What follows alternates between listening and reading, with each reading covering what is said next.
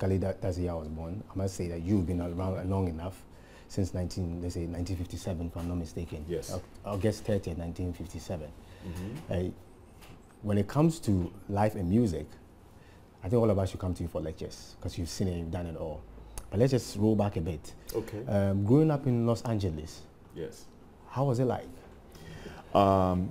It was very good for me. Though I grew up in the ghetto, I wasn't of the ghetto. My family, you know, I had the best mom and dad that I could possibly have, very supportive. I have an older brother who's 8 years my senior. Very close family, so my experience, even in the ghetto, was very positive.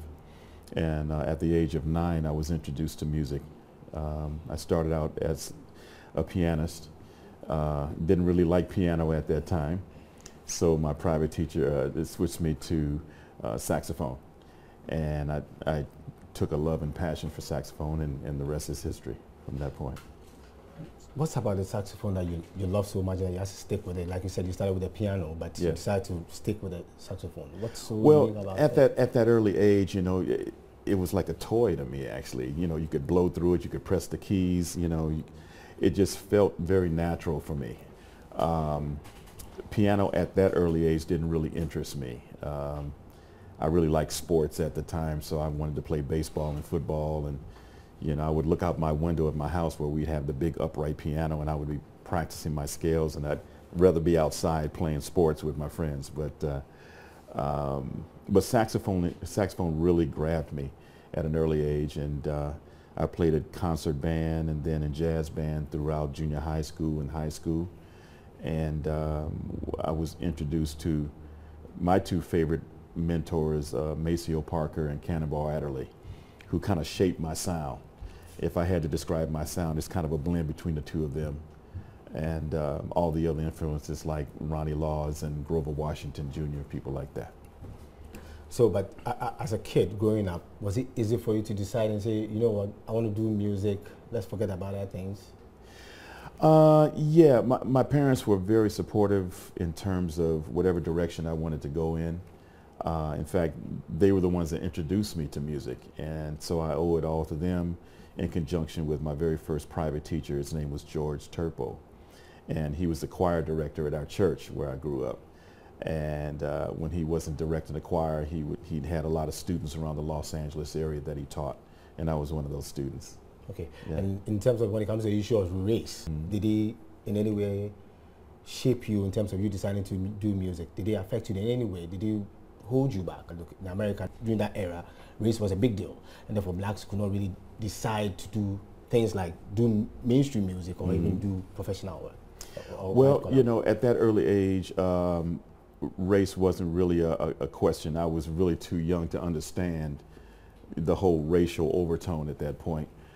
It wasn't until later on in life that I came one-on-one with certain scenarios where race played a part. But again, having a very supportive family and teachers along the way and mentors along the way, I pretty much had tunnel vision with regards to music. Music was my safe haven, and it made me feel complete at the time. So I really didn't have like a direct experience with race at the early age. Okay. Yeah. So you started off from age 9, yes. where you were introduced. You got introduced to the piano. But at what age did you decide, say, you know what, I want to do this full time. I want to go commercial with my music? It was in high school. I was very fortunate to go to Locke High School, which is in the heart of the hood in Los Angeles. They had a great music program there with some dynamic teachers, Don Dustin and Frank Harris, who pretty much shaped the concert band, the jazz band, the marching band. I was a part of all of that. And it was the pride of the school. Even though we had a lot of gangs that surrounded the school, they never messed with the music department because that was the pride of the community, the pride of the school. And so we were safe in that regard. And I had a lot of colleagues, a lot of friends who were very competitive musicians. So, you know, you had to be on your A game in order to, you know, be able to compete with the other musicians at that time. Let's talk about influences and Yes. inspiration for your songs, Yes. your materials. What inspires you? Everything inspires me. Life inspires me. When I write music, it could be a drum beat that influences me, and I'll develop a song around a drum beat, or because I play bass guitar as well, I may play a bass line that will help to shape a song, or if I hear a melody through the saxophone, I'll shape it through that. So I don't really have a patternistic way of writing music. I just kind of let it come to me, and it takes shape. Yeah. Okay, and since you started doing music, you have 18 albums to your credit? I have 18 albums, yes. And Smooth, Yes. and the rest. Yes. Which one would you say is your favorite so far? Well, you know, the term smooth jazz, I pretty much inherited. I came along way before smooth jazz. It was called quiet storm music. It was called contemporary jazz when I was coming up. So the contemporary jazz in comparison to the smooth jazz is a lot more energetic. It has a lot more R&B influence. And that's where I come from, you know, the Philly International sound, James Brown, the Motown sound. I blended all these sounds within my music because I grew up listening to that music. And so even in my shows today, you'll find my show to be a lot more energetic, a lot more high energy, because as a younger guy, I was listening to Earth, Wind and Fire and the Isley Brothers and all these wonderful groups. I like that big sound, you know. If I'm not mistaken, your last album, is it called G? That's correct, yeah. Why G? Well, everybody who knows me calls me G instead of Gerald.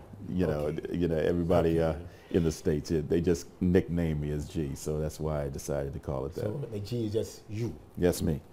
That's me, yes. That's interesting. Yeah. But did you ever get to meet James Brown, though? I met him on 2 occasions. I met him once in Florida at a recording studio, and it was a surprise. I was actually recording another project for Johnny Mathis in another room within that studio, and I noticed that some of his band members were just kind of taking a break in the lobby area and just kind of hanging out, and I struck up a conversation, and I said, "Hey, what are you guys here doing?" He says, "Well, you know, James Brown is recording in the other room." Wow. I'm like, "Are you kidding me?" So I got a chance to go into the recording studio and actually sit with him for a few minutes and talk to him. The other time that I met him was at a place called the Beverly Theater, which years ago was a prominent venue in the Los Angeles area, and I went to see him perform. How would you describe it? Well, definitely an influence on my music from an early age. My brother, who I mentioned earlier, had pretty much every James Brown record that he ever recorded at that time. So I would live and breathe this music every day. And so James Brown's music is definitely a strong influence in my music. And him as a person, he was very nice. In fact, I was surprised he actually knew of my music before I even met him. So that was an honor. And Okay. I'm glad that I met And him. you said James Brown did influence you. Yes. You talk about Earth, Wind and Fire influence you. Absolutely. In terms of the current generation, are you also influencing some people? Well, you know, with the wonders of Facebook and social media, I have a lot of music students that get in touch with me and tell me that my music over the years has influenced them. So I'm glad to be, you know, a direct inspiration to those, the next generation of musicians. Me at this age, I'm very concerned that the music will live on, and the generation that's to follow will be proficient enough to make that music live on in a very wonderful way. So this is your first official visit to Ghana? Because you said the last time you came, it was Yes. just a transit. It was a transit, yes. You are performing at the 2017 Stanbic Ghana Jazz Festival. Yes. What should we expect from you? Well, I always say that we like to have the audience be a part of what we do. We don't have one of those shows where you just sit down and listen. We want the audience to be a part of the show. It's a music celebration. So we like to party. You know, we party with the R&B influence, and we're very excited to be here in Ghana. The greatest compliment for me as a musician is to come so far away from where I live and people know my music, you know. And so we're just going to celebrate the music and have an optimal time. Yeah. 18 albums. Clearly, I think even 10 days will not be enough for you. Yeah. So are we going to see you fusing a couple of them in there to give patrons a memorable Absolutely, night. absolutely. What I try to do in my show is take my audience through a musical timeline, do some of the older stuff from the early 80s and bring it up to date. And we just kind of bounce around to different songs that hopefully people will know here when they hear the music. You're a busy man. I guess we should expect you back in Ghana again soon. I would love to have that invitation, absolutely. Okay, so we're definitely going to wait for it. We're going to expect you on the event starts from the 2nd to the 4th, which is today. Yes. And interestingly, the theme is sax and strings on cruise. Yeah, I'm very delighted to share the stage with my good friends Tom Braxton and Richard Bona. And I'm a bassist, so I'm a big fan of Richard from way back. And then Tom Braxton, a very influential saxophonist and a longtime friend of mine. He really knows his instrument well. So I'm looking forward to hearing him play. Okay, yes. And finally, before I let you go, yes. For those watching and those who are going to listen to you, just tell them something. Well, I am so honored to be here, my first time in Ghana, and I'd love for everybody to come out and join us in this musical celebration. I brought my band from the United States, the cream of the crop musicians, the best guys I could find for you. So for the time that we're going to spend on stage here in Ghana, we want you to come out and celebrate with us. Let's party.